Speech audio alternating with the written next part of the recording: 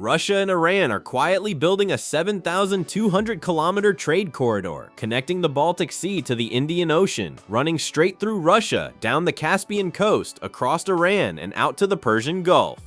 It bypasses the Suez Canal, avoids the Strait of Malacca, and runs entirely through territory the US Navy cannot reach. Russia and Iran call it the International North-South Transport Corridor. Washington watches it with genuine unease, and the reason has nothing to do with the railway itself and everything to do with what it represents. The idea has been around since 2000, when Russia, Iran, and India signed the original agreement. For 2 decades, it existed mostly on paper, the kind of ambitious infrastructure project that makes it into policy documents and press releases before slowly losing momentum. Then Russia invaded Ukraine in 2022, the West sanctioned Moscow out of the dollar system, and a land corridor that bypasses Western-controlled trade routes stopped being a diplomatic aspiration and became a genuine strategic necessity. Russia's problem is simple. It exports enormous volumes of oil, grain, fertilizer, and manufactured goods. Most of those exports historically moved through Western-aligned ports and institutions running on the dollar. After 2022, that became untenable. Russia needed routes it owned, through countries it trusted, that European port authorities and American-dominated financial systems could not interfere with. Iran had the same problem from a different direction. Decades of sanctions had squeezed its trade options into a corner. Both countries needed a corridor that operated outside the rules Washington had written, and they found it by building toward each other from opposite ends of the same map. The corridor runs in 3 branches. The western route, which is getting the most investment right now, goes from Russian Baltic and Caspian ports south through Azerbaijan, then across Iran's northern rail network down to Bandar Abbas on the Persian Gulf. The eastern route runs from Russia through Kazakhstan and Turkmenistan into Iran. The central branch crosses the Caspian Sea by ship between Astrakhan and Iranian ports. All 3 branches feed the same endpoints, with Russian cities at the top and the Persian Gulf at the bottom. The piece that has been holding back the entire western branch is a 162-kilometer section of railway in northern Iran called the Rasht-Astara link. It connects the Iranian city of Rasht to the border town of Astara, where it joins Azerbaijan's rail network. Without it, cargo arriving from the Caspian has to transfer onto trucks for that stretch before getting back onto rail. Trucks are slow and expensive, and they create a bottleneck that caps how much the corridor can actually move. Russia decided to just pay for it. In 2023, they signed a contract and put up a $1.6 billion state loan to finance construction, with the Russian firm Caspian Service managing the build. Both governments finalized the remaining technical and financial details in early 2026, and construction was scheduled to start in April. When complete, a train can roll continuously from St. Petersburg to Bandar Abbas on the Persian Gulf without a single break in the network. The entire 7,200-kilometer western branch becomes one connected route. What is already moving through the corridor before that final link is even finished tells you how much demand has been waiting. NSTC freight volumes reached 26.9 million tons in 2024, up 19% from the previous year.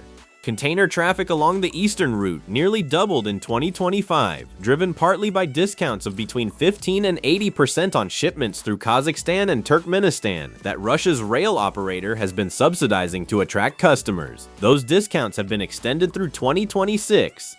In November 2025, a cargo train carrying 62 containers left north of Moscow and arrived at Iran's Apron dry port via Central Asia, the first test of what Russia and Iran plan to make a regular scheduled service. By 2026, the plan is to run regular container services linking Russia with Iran, India, and China in a single integrated system.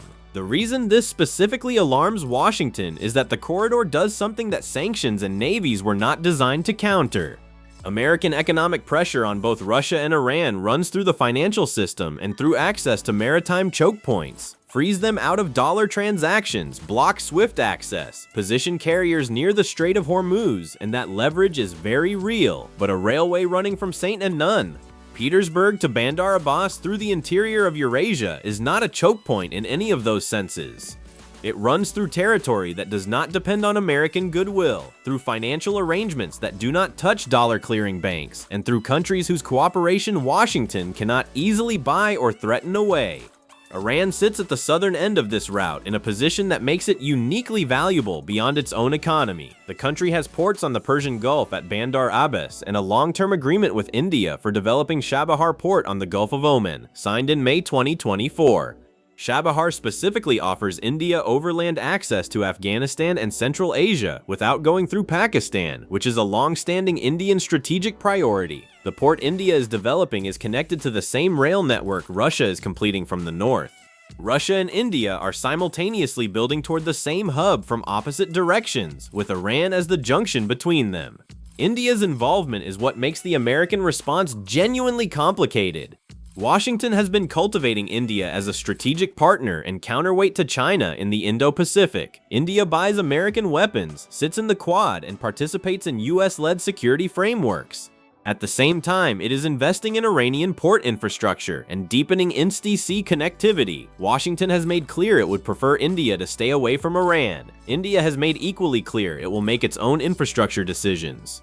The Insti-Sea gives India overland access to Central Asia and Russia that does not depend on sea lanes the US can influence, and that access is worth the diplomatic friction for New Delhi. The Caspian dimension is worth paying attention to separately. Iran has been exploring the purchase of Russia's Astrakhan port, a key node on the central branch running across the Caspian. In early 2025, all 5 Caspian littoral states, Russia, Iran, Kazakhstan, Turkmenistan, and Azerbaijan, issued a joint communique formally backing the corridor. The Caspian is a landlocked body of water that Western navies have never operated in and have no legal mechanism to enter. Western sanctions enforcement has no foothold on its shores. It functions as a Russian-Iranian inland trade sea, and both countries are deliberately treating it that way. Trump signed a national security presidential memorandum in early 2025 directing the full range of American economic pressure tools at Iran, with specific focus on its oil revenues and financial access. The logic is that if Iran is squeezed hard enough, the NSTC becomes an unaffordable liability rather than a strategic asset. The tension in that logic is that Russia is already financing the critical missing link with a state loan that does not pass through any institution Washington can freeze. The construction contract does not require a dollar-clearing bank. The physical infrastructure being built is not contingent on Western permission to exist, which is rather the whole point of building it. Washington has developed its own counter-corridor diplomacy around what is called the Middle Corridor, a competing overland route running through Georgia and Turkey, away from Russian and Iranian territory. Central Asian countries are being actively courted to route their freight through that alternative instead. Kazakhstan, Uzbekistan, and Kyrgyzstan are simultaneously being approached by multiple parties, and the competition is real. The NSTC has one advantage that is hard to compete with: geography. Freight moving from India to Russia, or from Russia to the Persian Gulf, passes through Iran naturally. The country sits at the center of the route. The Middle Corridor alternative adds distance and complexity to a journey the NSTC can cover more directly. Kazakhstan has already announced plans to build a logistics terminal at Bandar Abbas. Tajikistan and Kyrgyzstan are developing rail connections toward Iranian maritime infrastructure. These decisions are not ideological. They are made by landlocked countries that gain real economic access by connecting to an operational port, and they would connect to whichever port makes that access cheapest and most reliable. The Rasht-Astara link is scheduled to be completed by 2027. When it is done, a cargo container can travel by rail without interruption from St. Petersburg to the Persian Gulf, then connect by sea to India and the entire Indian Ocean economy. The United States will still have the most powerful navy ever assembled, and it will still control every major maritime choke point on the planet. But for a corridor running 7,200 kilometers through the interior of Eurasia, that naval dominance is simply not the relevant variable. That is precisely the point Russia and Iran have been building toward, quietly, for the last decade. They are closer to finishing it than most people have noticed.